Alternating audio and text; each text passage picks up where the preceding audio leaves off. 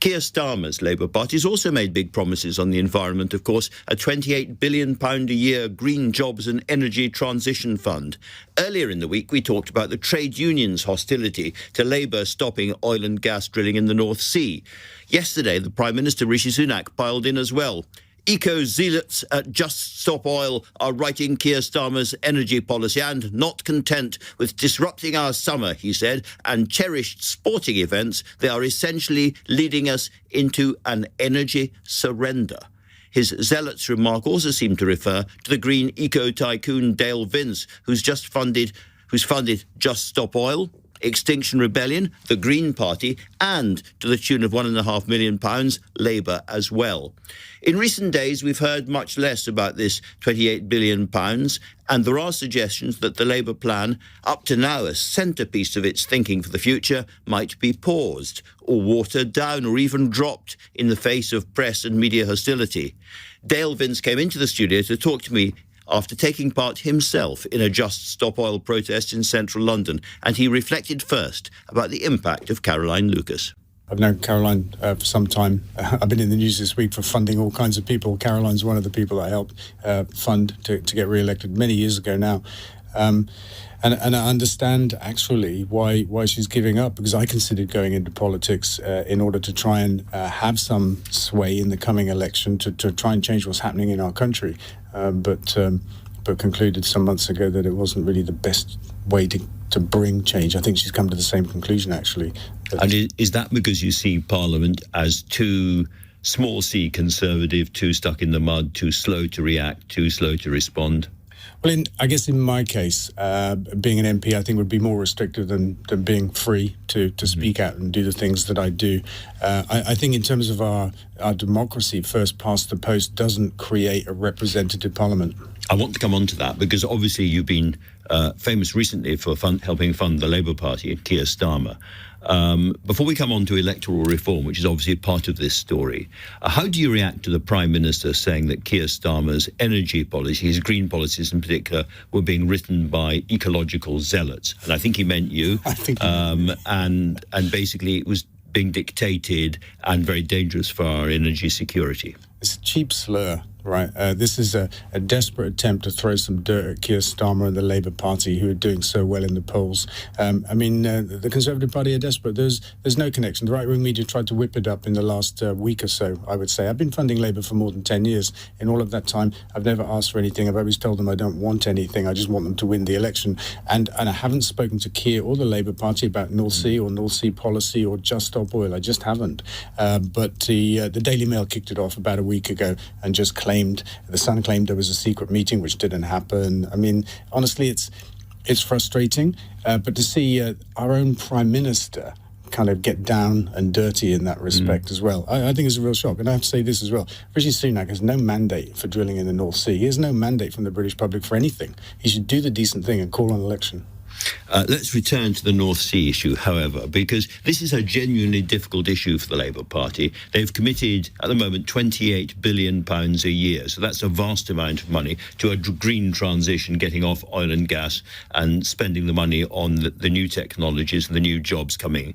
But there is clearly a move inside the shadow cabinet to say this is too ambitious, it's a hostage to fortune, and we should slow pedal on it or possibly delay it or possibly even abandon it. What would your view of that be? I think that would be a mistake. I think the 28 billion is a well thought out sum of money and targeted spend. It's in alignment with what we need to do to get to net zero. We know that.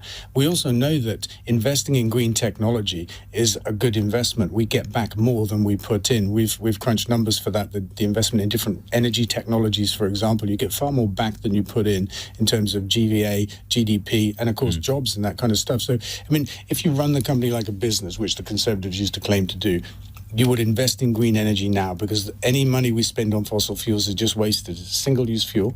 The energy crisis itself has already cost us £150 billion as a country compared to that 28 billion a year seems rather small, I would say. We can get to 100% green electricity in about a decade, and we don't even need to spend a lot of money to do it. And sorry, that's a lot of rambling messaging, but it's frustrating to hear from the right wing all of the time that we can't afford to go green when actually we can't afford not to. You are quite clear that your relationship with Keir Starmer is not a transactional relationship. You're not saying, here's the money and here's what I want at any point.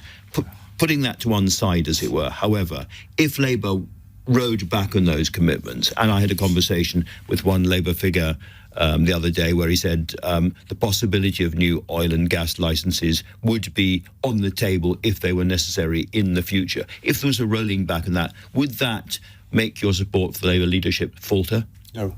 No. No, but let me say this. There is no scenario in the future wherein we need more North Sea oil and gas. There is no scenario. It can't lower our energy bills. We've seen that. We allow global markets to set the price of fossil fuels that we make here. Half of Britain's gas comes from the North Sea, and in the energy crisis, we paid 10 times more for it than normal, which created the windfall profits. So it doesn't matter how much we drill the North Sea, we won't lower energy bills. So there is no scenario in the future where we need it. You've been a vehement supporter of Just Stop Oil and Extinction Rebellion and the other groups pursuing extra parliamentary activity of one kind. We've discussed why Parliament may not be the best route for people like you, but it's been extra parliamentary. But Chris Packham recently has said that actually if there is no movement from the government, people should go further and they should think about breaking the law to bring this to public attention. Do you agree with him? Well, that's a tough one, isn't it? It depends on what kind of law you're talking about breaking, right? I draw the line at any form of violence, for example, but like slow marching down the streets, which is, I think, about to become illegal. I think that's going to the House of Lords now. I mean, I would break that law for sure. I was on a protest just now with Just Stop Oil. So peaceful, disruptive protest is fine. Absolutely. And, you will find yourself on the wrong side of the law just if you do that. But certainly I'd draw the line at violence. And all of the people in Just Stop Oil and Extinction Rebellion draw the very same line. It's a non-violent movement. Let me just read you what Chris Packham has said to get this clear. He says, peaceful protest has been a cornerstone of activism, but as the urgency grows, we must question whether it's enough. What will compel decision makers to listen and take decisive action? The time for complacency has long passed, and it's up to us to drive a tornado of change that cannot be ignored. Our planet's survival depends on it. That's quite impactful. From my own perspective, the big opportunity we have is the coming election. In 12 to 18 months' time, we get the chance to vote for what I think will be the greenest government that we've ever had and perhaps that the world has ever seen, because Labour, as far as I can tell, understands the whole green economy thing as well as the urgent need to tackle the climate crisis. But what's changed in the last few years, apart from the urgency of tackling the climate crisis, is that we've gone from a place where the environment used to be something that was going to cost us money. It was a good thing to do, but it would cost us money. We're in a place now where the environment is something that isn't just a good thing to do. It makes us or saves us money. Dale, we started off by mentioning the electoral system. We are very unusual, certainly among European parliaments, in not having any substantial or meaningful green group of MPs in our parliament. That's because of our voting system. How important, therefore, in your view, is it for a reforming government to change the voting system?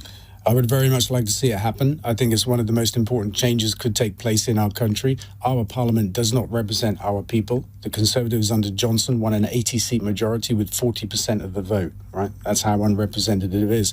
And you've got Caroline Lucas plugging away as the lone Green MP for years now, when the Green share of the vote in the election should have created a dozen or so Green MPs. If you look to Germany, they're a great example of proportional representation, how that it works, and it represents the cross-section of the culture of Germany. And we don't have that. We have a flip-flop between left and right, red and blue, periodically. And I think it's bad for us. And you can see that if you look around our country, what's happening.